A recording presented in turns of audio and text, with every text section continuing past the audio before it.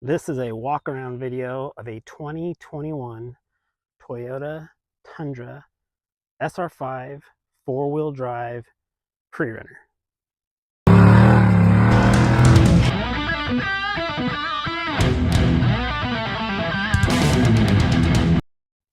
Let's get into this. First of all, I want to say this is probably the cleanest Tundra we've ever had.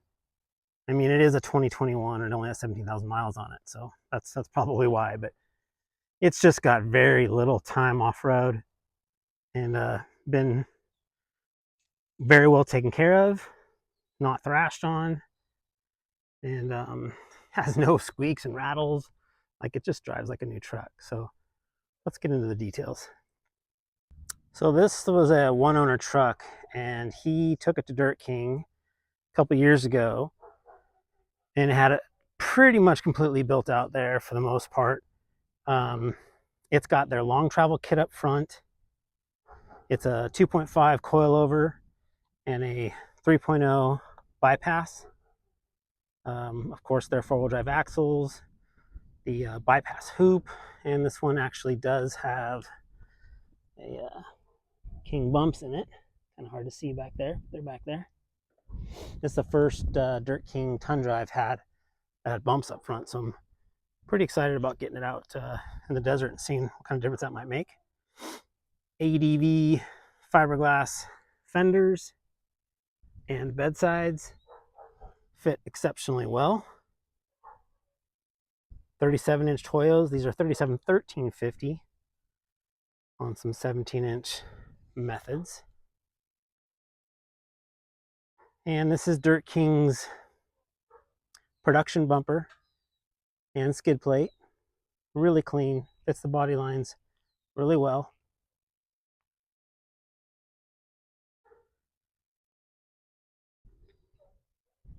Let's check out the rear.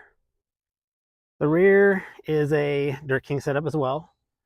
It's their bed cage with some 3.0 bypasses. The Deaver I96 leafs, which is a spring under setup.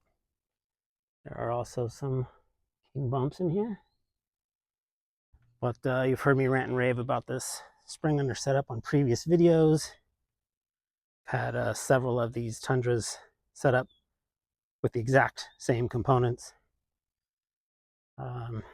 Dirt King's plate rear bumper. This one's got a little custom work into it, kind of cool. Little flip up with a hitch that was very well done. All braced in and gusseted properly. Let's look at the bed. Simple yet effective setup. Bed braces, Pro Eagle jack, fire extinguishers accessible on both sides, spare 37-inch tire, speed strap Y-strap. I think we're going to put a soft bed cover on this one like we did the red one, just to keep this stuff out of the elements. And they're just so easy to install and remove as needed. We do have a third brake light coming for it with Baugh Designs dust lights and antenna for the race radio. The interior of the truck is pretty much all stock. Super clean. Haven't even put a switch system in it yet or race radio, so not a whole lot going on in the interior, but it's really, really clean.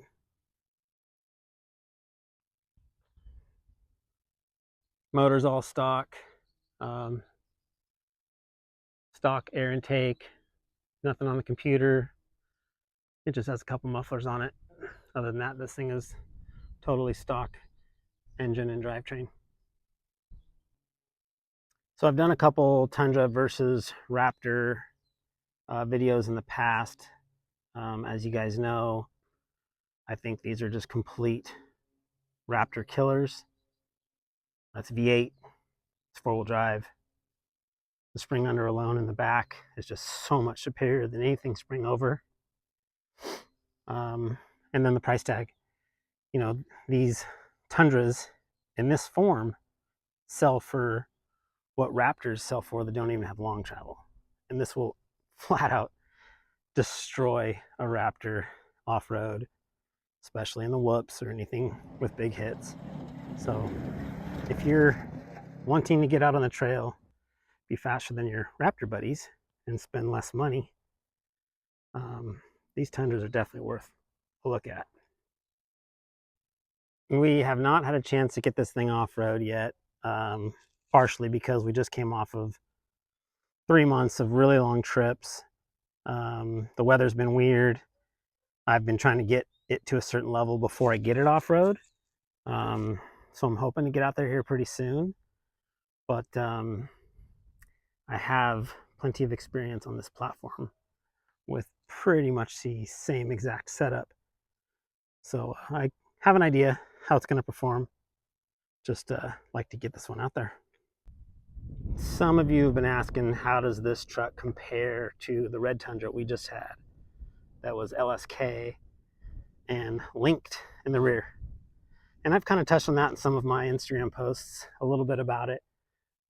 These spring under kits are super underrated.